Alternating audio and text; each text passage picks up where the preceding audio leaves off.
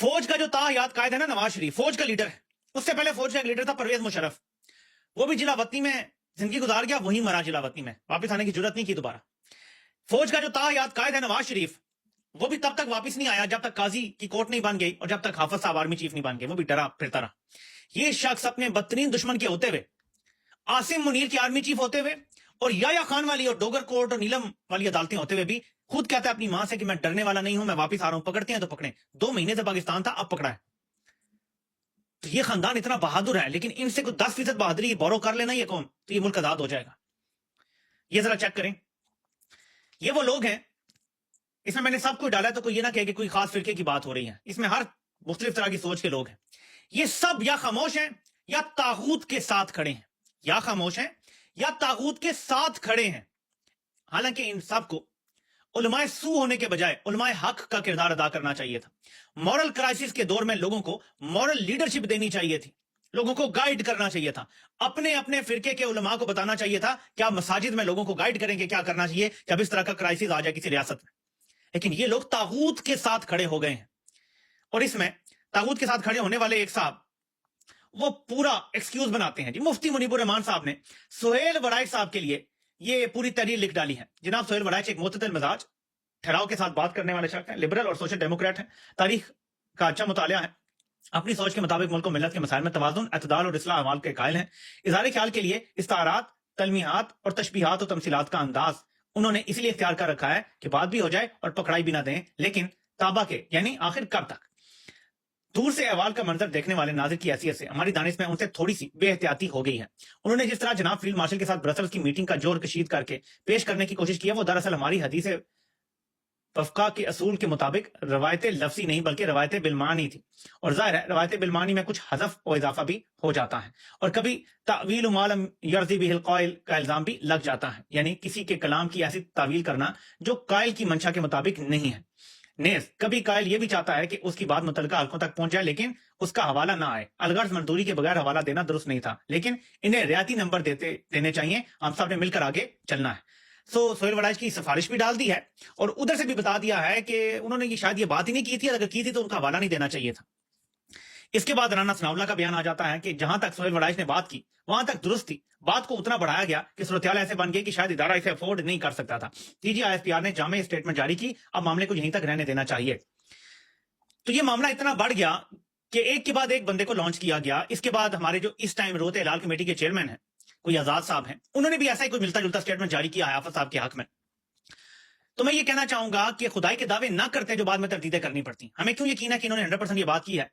یہ آپ کو یاد ہے رجیم چینج آپریشن سے صرف 2 مہینے پہلے نواز شریف سے ڈیل کی باتیں من گھڑت اور بے بنیاد ہیں. TGISPR major general Babar Iftikhar, جب جرنیل کسی چیز کی تردید کرتے ہیں تو سمجھو 100% تصدیق ہو گئی ہے، ورنہ تردید نہیں ہوتی، بندوں کو لٹکا کے مارا جاتا ہے. ایسی تردیدیں فرینڈلی ہوتی ہیں.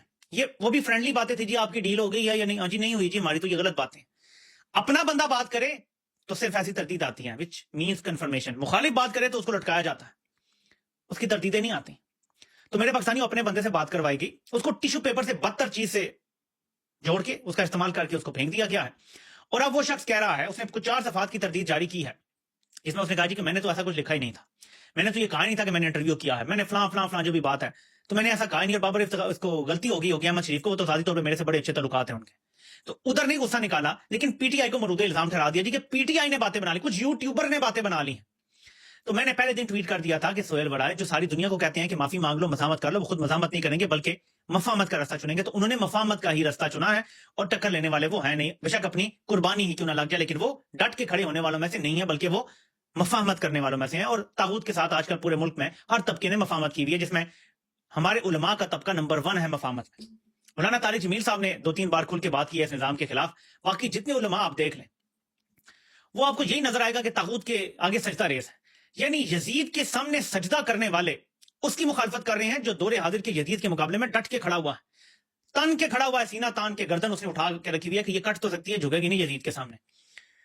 تو میرے پاکستانیوں یہ اس ٹائم صورتحال ہے. اور 9 مئی کا یہ بیانیہ تو میں PTI سے کہوں گا کہ آپ کو میں شروع سے کہہ رہا ہوں 9 مئی پہ عوام کا رد عمل درست تھا، ٹھیک ہے.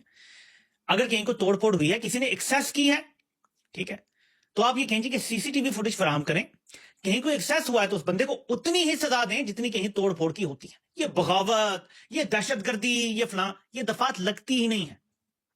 کوئی کسی کے گھر داخل ہو جائے تو جتنی سزا ہونی چاہیے, جیسے ISI کے لوگ ہر دن کسی نہ کسی کے گھر داخل ہوتے ہیں, یا تو پھر فوج ISI کے تمام لوگوں کو عوام کے سامنے سرنڈر کر دے عوامی عدالت میں کہ تم نے ان کے ساتھ جو کرنا ہے کرو, کیونکہ انہوں نے بھی آپ کے گھر کی چادر اور چار دیواری کا تقدس پامال کر کے وہی دہشت گردی کی ہے جو ہم سمجھتے ہیں کہ کور کمانڈر کے گھر گھس کے ہوئی تھی, یا GHQ کے گیٹ پہ 2-4 ناکس کر کے ہوئی تھی. وہی دہشت گردی ISI کری, پھر تو ٹھیک ہے, برابر کر دو تو پھر ٹھیک ہے. لیکن اگر آپ کہتے ہیں کہ ہم کسی کا گھر توڑیں, ہم دروازہ توڑیں تو جائز ہے, جبکہ قانون بھی اجازت نہیں دیتا, تو جب دوسرے بندے ایک قتل ہونے کے بعد جس کا بھیجا باہر آ گیا اور گولیاں چلنے کے بعد اشتعال میں آ کے چند نوجوان اندر داخل ہو جاتے ہیں, چند نوجوان تھے, ہزاروں لاکھوں میں نہیں تھے, سینکڑوں میں بھی نہیں تھے, چند نوجوان تھے جو اشتعال میں آ کے اندر گئے, جن کے لیے دروازہ اندر سے کھلوایا گیا, جن کو پہلے اشتعال دلانے کے لیے گولیاں چلائی گئیں, ایک لڑکے کو قتل کیا گیا, اور اس سے پہلے لبرٹی سے نوجوانوں کو اشتعال دلانے کے لیے اپنے ارکارے چھوڑے گئے کہ چلو چلو کور کمانڈر کی طرف چلو. اور یہ میرا آنکھوں دیکھا حال ہے. ایک کسی احتجاج میں نواز شریف جب جیل میں تھا تو میں بار بار یہ بات بتا چکا ہوں کہ اس کی پیشی تھی. ایجنسیوں کا ایک بندہ نون لیگ سپورٹر سے کہہ رہا تھا کہ چڑھ جاؤ, بیریئر توڑ دو اور آگے آ جاؤ نواز شریف کی گاڑی کے, چلو چلو چلو, سب کو کہہ رہا تھا چلو, پورے وہ ایک لائن بنی ہوئی تھی کوئی 1000 ایک بندے کی, وہ سب کے پاس سے گزرا اور کہتا توڑ دو بیریئر, توڑ دو بیریئر, چلو چلو. وہ 100% ایجنسیوں کا بندہ تھا. یہ ایسے اشتعال دلاتے ہیں لوگوں کو, اور ظاہر عمران خان کو اتنے پرتشدد طریقے سے اغوا کیا گیا تھا کہ اشتعال لوگوں کو آنا تھا.